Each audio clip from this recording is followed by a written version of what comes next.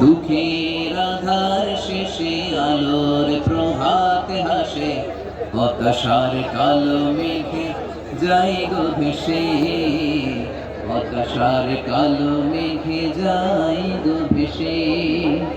কোরআনের পাতায় পাতায় দেখো ঈমানের পথ ঢাকা ব্যথার কাটায়। কোরআনের পাতায় পাতায় দেখো ঈমানের পথ ঢাকা ব্যথার কাটায়।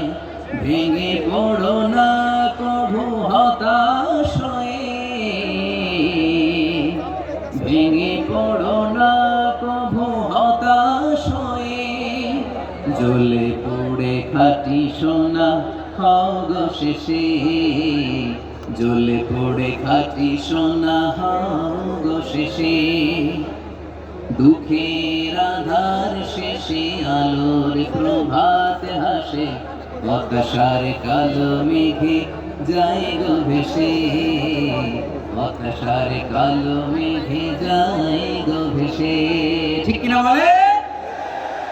দুঃখ যত বেশি, পরীক্ষা যত বেশি, কষ্ট যত বেশি, সুখের সময় তত কাছাকাছি চিল্লায় বলতে হবে ঠিক কিনা। এজন্য মুমিন জীবনে পরীক্ষা বেশি, মুমিনদের হতাশা নাই। মুমিনরা নিরাশ হয় না, হতাশ হয় কাফিররা। মুমিনরা কখনো হাল ছেড়ে দেয় না, মুমিনরা ভরসা রাখে একজনের উপর, তিনি কে? তাহলে আমার প্রিয় পটুয়াখালীবাসী, বিপদ থাকবে, পরীক্ষা থাকবে, এই বিপদ থেকে আমাদেরকে উদ্ধার করবেন একজন, তিনি কে? আমরা শুধু আল্লাহর উপরই ভরসা রাখি। রাজি আছেন তো? চাইবো একজন সত্তার কাছে, আওয়াজ করে বলুন তিনি কে? একজন সত্তার কাছে চাইবো, বিশ্বনবী উনার চাচাতো ভাই আব্দুল্লাহ ইবনে আব্বাস রাদিয়াল্লাহু তাআলা আনহুকে বললেন, ইয়া আব্দুল্লাহ ইবনে আব্বাস, হে আব্দুল্লাহ ইবনে আব্বাস, ইদা সাআলতা ফাসআলিল্লাহ, যখন চাইবে আল্লাহর কাছে চাও। ও আব্দুল্লাহ, যখন চাইবা আল্লাহর কাছে চাও। ওয়া ইদা ইসতাআনতা ফাসতাইন বিল্লাহ, যখন সাহায্য চাইবা আল্লাহর কাছে ফরিয়াদ করো।